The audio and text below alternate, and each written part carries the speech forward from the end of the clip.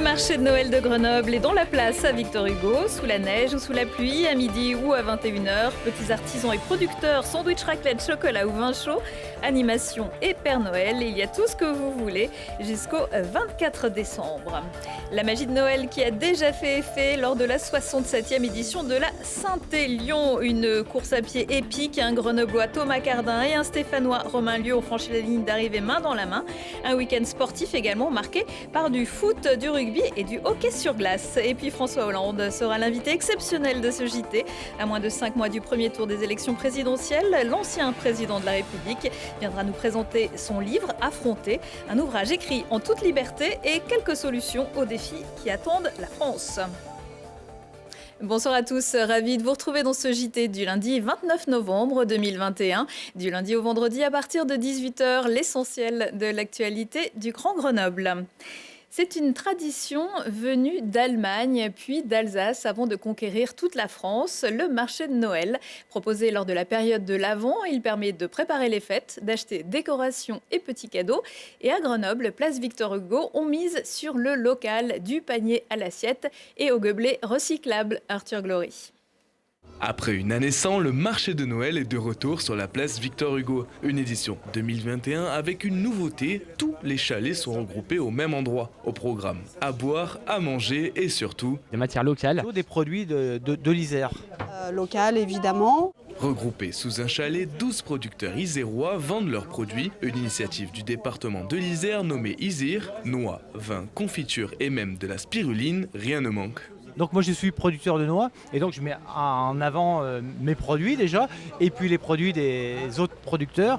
Donc nous on est producteurs de noix de Grenoble et donc on fait des chouchous, noix caramélisées. On fait des noix aussi pour l'apéro, de l'huile de noix, enfin les noix et tous ses dérivés. Isère, terre du chocolat, basée à la côte Saint-André, la maison Jouvenal crée du chocolat depuis 3 générations. Un savoir-faire qui ne passe pas inaperçu. C'est du chocolat artisanal à base de beurre de cacao uniquement. Et on est tous les ans au marché de Noël et on fait tout un tas de produits divers et variés, des tablettes, du praliné, notre spécialité, le damnation à base de noix, local évidemment. Noël peut être aussi synonyme de commerce équitable. Antoine et Gaëtan sont frères, ils ont créé une association d'insertion professionnelle avec leurs objets de décoration isérois. Il y a 1 an et demi, pendant le premier confinement, on s'est engagé dans l'association Magdalena qui fait des distributions alimentaires sur le système des Restos du Cœur. Et donc on a fait la rencontre de 2 jeunes qui s'appellent Alpha et Boubacar et qui cherchaient à s'intégrer dans la société à travers l'emploi.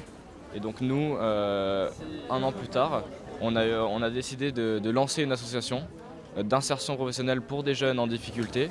Le marché de Noël, c'est jusqu'au 24 décembre et ce, 7 jours sur 7. Au total, c'est près de 70 exposants qui ont répondu présent, tout comme le Père Noël qui a bien caché sa hotte. Les marchés de Noël qui ont véritablement gagné l'Isère, ils seront plus de 90 dans le département. Du sang neuf pour le Parti socialiste en Isère qui vient de renouveler ses instances. Thibaut Picorqui est le nouveau secrétaire fédéral. Aux côtés des nouveaux cadres, il a fait le point samedi dans le local grenoblois sur les renforts au niveau local et fédéral et les grandes étapes à venir pour soutenir la candidate PS au présidentiel, Anne Hidalgo, qui a déjà recueilli ses 500 parrainages pour se présenter. Le Parti socialiste aujourd'hui sort d'une période où on a renouvelé nos instances, donc qu'elles soient locales ou départementales. Il est en dynamique, il est rentré en campagne présidentielle. Nos instances fédérales sont mises en place. L'idée c'est qu'en Isère, voilà, on soit présent autour de notre candidate qui viendra évidemment en Isère dans quelques semaines. À court terme, c'est ça, c'est de rentrer en campagne, préparer également les élections législatives en interne, à gauche, et sur le long terme aussi, la fédération s'engage sur la vie interne et vie militante avec un accent mis sur la formation militante, l'accueil des nouveaux militants, la formation de nos futurs cadres. Aujourd'hui, on a des jeunes qui nous rejoignent. C'est aussi voilà, des passages de relais. On sort d'une période complexe, on le sait depuis 4-5 ans, mais on peut s'appuyer aussi sur des élus locaux. Aujourd'hui, il y a des maires socialistes dans le nord, dans le sud d'Isère, dans l'agglomération. On partage des exécutifs, je pense à la métropole ou ailleurs. Voilà, on peut s'appuyer aussi sur des forces vives de partout. La Fédération de l'Isère qui a également désigné un référent contre le harcèlement et le sexisme, Patrick Hausson. En cas de besoin, c'est vers lui que devront se tourner les éventuelles victimes. Un homme de 33 ans a été mis en examen et écroué ce week-end pour tentative d'homicide et destruction par moyens dangereux. Selon les témoignages recueillis par les enquêteurs, ce chef d'un camp de Rome rue des Alliés à Grenoble est soupçonné d'avoir samedi dernier mis le feu à l'un des cabanons d'une famille de 2 adultes et 2 enfants qui ne lui versaient pas les 500 € qu'il réclamait. Il encourt 30 ans de réclusion criminelle. Le feu avait aussi détruit 2500 mètres carrés d'entrepôt de la société Richardson. Retour à présent sur l'actualité sportive du week-end, compilée ce soir par Lucille Day. Champion de France, Johan Bonato ajoute un 4e titre de champion de France des rallyes à son beau palmarès. Le pilote des Deux Alpes a assuré, tandis que son concurrent principal a été contraint à l'abandon au rallye du Var. Thomas Cardin remporte la mythique Saint-Élion avec une arrivée mythique, elle aussi. Le Mélanais a conclu les 78 km de course main dans la main avec le Stéphanois Romain Lieux en 5h56 et 36 secondes, vainqueur ex-aequo sur plus de 15 000 coureurs. Le FCG Rugby remporte enfin une jolie victoire au Stade des Alpes, certes contre la Lanterne Rouge Narbonne, certes à 15 contre 14 en seconde mi-temps, mais on ne va pas chipoter. À raison de 4 défaites et un nul, les Grenoblois n'avaient pas gagné depuis le 7 octobre. Ils s'imposent cette fois 28-8 et restent 12e de Pro D2. Et un nouveau carton des Brûleurs de Loup sur leur glace de pôle Sud. Et ils confirment leur niveau devant une très bonne équipe de Cergy. Eux qui avaient subi 2 petits revers à Angers et Bordeaux, les hockeyeurs grenoblois gardent largement la tête de Ligue Magnus. Mais on termine sur une déception. Le GF38 est éliminé de Coupe de France. Les Grenoblois sont sortis dès le 8e tour par Andrézieux qui évolue 2 divisions en dessous en National 2. Les valeureux joueurs de la Loire poursuivent l'aventure grâce à leur victoire 3-0. Et mardi soir, le département de l'Isère honorera ses sportifs qui se sont illustrés sur tous les terrains de sport en 2021. Une grande cérémonie depuis le domaine de la Brunerie à Voiron. L'Isère fière de ses sportifs, c'est à suivre sur notre chaîne à partir de 21h15. Les 10 et 24 avril 2022, quel bulletin mettrez-vous dans l'urne? Les prochaines élections présidentielles approchent et c'est un ancien président de la République qui a décidé d'y participer à sa manière. François Hollande rencontre les Français avec son nouveau livre « Affronter ». Il est ce lundi à Grenoble, en dédicace chez Artaud ce soir. Et à mes côtés, à présent, bonsoir Monsieur le Président de la République. Merci d'avoir accepté notre invitation. On aurait presque l'impression, avec ce Tour de France, que vous êtes en campagne. D'une certaine façon, c'est vrai. Il y a besoin de mettre des sujets, des grands enjeux dans l'esprit de nos compatriotes. Parce que si on se laissait prendre, on n'aurait que des gesticulations, des polémiques, des provocations, des surenchères. Et je trouve que c'est le rôle d'un ancien président que prendre un peu de hauteur et de dire ce qu'il pense à la fois de la situation d'aujourd'hui et surtout de ce qui nous attend demain. C'est ce que j'ai voulu faire à travers ce livre, présenter les grands enjeux, celui d'abord de la crise démocratique, parce qu'elle est là et elle pèse, on voit bien la défiance, la crise climatique qui s'annonce après les crises sanitaires dont on ne sort pas d'ailleurs, et qui vont justifier qu'on fasse des choix courageux, des investissements importants, notamment pour la santé, mais aussi pour réorganiser notre économie. Puis enfin, il y a un enjeu international. Et quand vous voyez ce qui se passe, aussi bien à la frontière polonaise, pas loin de nous, à Calais, quand vous voyez les drames qui se produisent en Afghanistan, vous vous dites qu'il y a un risque que la Russie continue de peser, que la Chine maintenant avance et que l'Europe n'est pas là quand les États-Unis se retirent. Et vous dites vous exprimer en toute liberté. Est-ce que vous ne craignez pas que l'on vous reproche peut-être, que l'on vous dise vous avez été aux affaires il y a quelques années, pourquoi maintenant proposer des solutions? J'en avais proposé quand j'étais moi-même aux responsabilités. Ensuite, les situations changent. Le pays que je dirigeais il y a encore 10 ans, puisque j'ai été élu en 2012, n'est plus le même que celui de 2022. Il y a eu des progrès, il y a eu aussi quelquefois des reculs, mais on a devant nous des situations qui forcément appellent des politiques différentes, mais avec le même esprit. C'est pour ça que je continue de croire que la social-démocratie, ce qui permet de conjuguer le rôle de l'État et aussi la place des citoyens, d'avoir également de la solidarité et de l'initiative, que la social-démocratie, on l'a bien vu durant la crise sanitaire, c'est la meilleure réponse pour préparer notamment les enjeux climatiques. Au début de votre ouvrage, vous listez également les forces en présence pour ces présidentielles. Vous vous attardez forcément un peu plus sur la gauche. Il fut un temps où les socialistes détenaient la région Auvergne-Rhône-Alpes, le département, la ville. Aujourd'hui, région et département sont aux Républicains. Le président de la métropole, Christophe Ferraris, s'il est toujours socialiste, n'est plus encarté. À la ville, c'est un écologiste, Éric Piolle, qui est aux manettes. Olivier Noblecourt, qui était soutenu par le PS au municipal, est reparti à Paris. Il y a un sénateur socialiste, André Valigny, une députée socialiste, Marie-Noëlle Battistel. Alors on l'a vu dans le reportage il y a quelques instants, cela se reconstruit, mais timidement. Il n'y a pas de leader, pourtant c'est quand même important d'avoir un ancrage en région.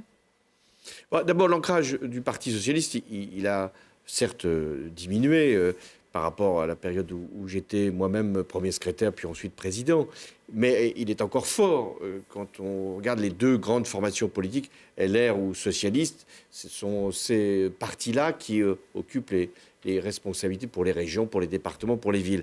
Mais en revanche, au niveau national, ça s'est largement affaissé. Et on voit bien quand le Parti socialiste est faible, et il l'est aujourd'hui, combien il est difficile et de rassembler la gauche, elle est éparpillée, et de lui donner une possibilité de victoire. Qu'est-ce qui faisait que les Français votaient pour le Parti socialiste? C'est parce qu'il y avait une incarnation, sans doute. François Mitterrand, Lionel Jospin, moi-même, ça donnait une personnalisation à la politique, comme pour les LR avec Jacques Chirac et Nicolas Sarkozy. Et il y avait aussi une stratégie qui était de faire le rassemblement, mais avec une force qui devait forcément être supérieure à toutes les autres et faire en sorte que son programme puisse s'imposer. Parce que la vie politique, c'est quand même des programmes, c'est des projets. C'est pas simplement des partis qui se font concurrence. Et aujourd'hui, je pense que la seule solution, c'est de reconstituer cette force socialiste qui ensuite permettra qu'il y ait le rassemblement de la gauche. Si elle n'est pas là, cette force, on aura le spectacle que l'on regarde aujourd'hui, c'est-à-dire 4-5 candidats qui se partagent 25 ou 30% du corps électoral. Est-ce qu'il est encore temps, à votre avis? Il est encore temps et beaucoup va dépendre finalement des Françaises et des Français eux-mêmes. Est-ce qu'ils veulent choisir une de ces candidatures pour qu'elle puisse accéder au second tour? S'ils s'éparpillent, eh bien c'est fini. Ça sera ou le président sortant, s'il est candidat, ou la droite, puisqu'elle va présenter un candidat après une période de débat, ou l'extrême droite. Donc, si on veut que la gauche soit présente au second tour, il faut qu'elle soit, non pas unie, c'est trop tard, mais il faut qu'elle soit représentée par la force social-démocrate. Le maire de Grenoble, Éric Piolle, soutient aujourd'hui la candidature de Yannick Jadot. Il fut un temps candidat aux primaires écologistes. Qu'est-ce qui lui a manqué, selon vous? Ce qu'il a manqué à Éric Piolle, c'est ce qui manque à Yannick Jadot, c'est-à-dire d'avoir une conception large de la vie politique, de ce qu'il faut proposer aux Français, pour pas être simplement sur le seul sujet très important de l'écologie. Mais il y a aussi la redistribution sociale, il y a la force que doit avoir notre industrie, il y a l'énergie qui ne peut pas faire sans le nucléaire, il y a la politique de défense qui ne peut pas non plus se faire sans la force de dissuasion, et il y a la politique européenne. Donc à se réduire, les écologistes, bien sûr, occupent une place tout à fait respectable, mais ne peuvent pas occuper la première place. Et Éric Piolle, peut-être, aurait dû, s'il voulait sortir simplement de la famille politique dans laquelle il était, montrer que ce qu'il faisait à Grenoble pouvait éventuellement se faire en France. Comme Anne Hidalgo. Comme Anne Hidalgo. Ce qu'il faut, c'est arriver à justifier un bilan de ce qui a été fait lorsque il y a une mairie importante qui est en gestion, mais être capable de relever la tête et dire qu'est-ce que je peux faire pour mon pays. Et c'est ce que les Français veulent. C'est-à-dire qu'ils ne veulent pas une surenchère de promesses. Ils sont tout à fait conscients que la dette publique atteint des niveaux insupportables. Ils sont tout à fait conscients qu'on ne peut pas dépenser un argent qu'on n'a pas.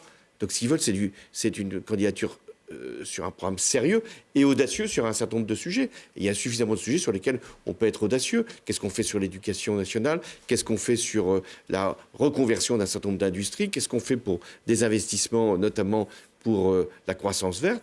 Eh bien, c'est en mettant ces sujets-là, en les chiffrant, en les évaluant et en convaincant les Français qu'on peut demain présider la France. Présider la France, c'est pas simplement être le président de son parti, c'est être capable de présider la destinée d'un pays qui compte dans le monde. En 2013, vous aviez fait vos vœux à la jeunesse depuis la MC2 de Grenoble. En février dernier, vous allez être allé rencontrer des collégiens au Touvet. Le réveil, il doit aussi passer par la jeunesse. Oui. Qu'est-ce que je constate? Parce que depuis 5 ans, je voyage beaucoup, je visite un certain nombre d'établissements scolaires. Je constate qu'il y a encore une vitalité très, très grande. Les jeunes ont envie de s'engager, bien sûr, sur des questions de solidarité, des questions d'environnement, mais ils sont très loin de la politique. Pour eux, la politique n'est plus utile. Ça ne passe pas par les élections. Ils pensent que leur travail, leur engagement peut être à un niveau tout à fait proche ou même mondial. Et les réseaux sociaux amplifient d'ailleurs cette tentation. Eh bien non, il faut les convaincre que si on veut que ça change vraiment, il faut aussi passer par le vote et par la politique. S'il n'y avait pas eu mon élection en 2012, il n'y aurait pas eu la COP21, il n'y aurait pas eu le mariage pour tous. Donc c'est la politique qui permet de faire avancer les sujets. La jeunesse qui doit aussi faire face parfois dans les quartiers à la violence. Vous revenez dans votre livre sur ce déplacement effectué après le meurtre de Kevin et Sofiane en 2012 à la Villeneuve. C'était un moment fort pour vous? C'était un moment très fort parce que je suis allé visiter les familles, je venais d'être élu. Et une femme m'a interpellé et elle m'a dit « J'ai voté pour vous, mais ici, c'est plus supportable. On ne peut plus vivre. » Donc c'est ce message qu'il faut entendre. La sécurité, c'est d'abord un droit pour les catégories populaires. Et ce sont elles qui sont affectées par les trafics, par les violences. Et donc la sécurité, c'est le premier devoir qu'un président doit accomplir. Ce que j'ai fait notamment pendant la période des attentats, mais aussi dans les quartiers. Et on sait bien que c'est le trafic de drogue qui gangrène un certain nombre de lieux. Vous proposez de légaliser le cannabis? Je pense qu'à un moment, c'est ce que vont faire nos amis allemands. Il faut se dire, si on veut que les quartiers ne soient pas envahis par les trafiquants, petits ou gros, que le travail ne soit plus finalement la solution, il faut que nous puissions avoir une organisation du commerce du cannabis, bien sûr avec beaucoup de contrôle, notamment sur la santé, et puis qu'on puisse en finir avec ce qui existe dans les quartiers, mais c'est aussi parce qu'il y a 1 million de consommateurs réguliers de cannabis en France. Donc il faut les convaincre de ne plus le faire. Mais en attendant, il faut sortir cette substance en la contrôlant et en la commercialisant différemment. Alors évidemment, Affronter, c'est un livre sérieux bien sûr, mais en vous lisant, on discerne quelques traits d'humour sur des portraits notamment. Ça fait partie de votre caractère et c'est important aussi de garder de l'humour. Oui, moi je pense qu'il faut être sérieux sur beaucoup de sujets et il faut être capable aussi d'ouvrir l'esprit en regardant avec sourire un certain nombre de comportements ou de traits de personnalité. Et je ne me suis pas, de ce point de vue-là, retenu. Est-ce que vous skiez, François Hollande? Ce sera ma dernière question. Oui, je n'ai pas skié récemment, parce que pour un président, c'est pas facile de skier, même si Giscard d'Estaing l'avait fait. Mais je skiais avec mes enfants très régulièrement, et notamment dans la région. Parfait. Alors, une info qui vous intéressera peut-être pour tous les amateurs de glisse, dont vous faites partie visiblement. Devant les récentes et importantes chutes de neige, la station des Sept-Lots va ouvrir une partie de son domaine dès mercredi avant l'ouverture officielle samedi. Ce sera avec passe sanitaire et masque. Ouverture partielle également des domaines nordiques et alpins d'Autran-Méaudre. J'y serai. Merci beaucoup, Monsieur Merci le Président, de nous avoir rendu visite. Je rappelle votre livre Affronter aux éditions Stock. Merci encore. Retrouvez ce JT à 19h, 21h, 23h et en replay sur télégrenoble.net. Je vous souhaite à tous une excellente soirée.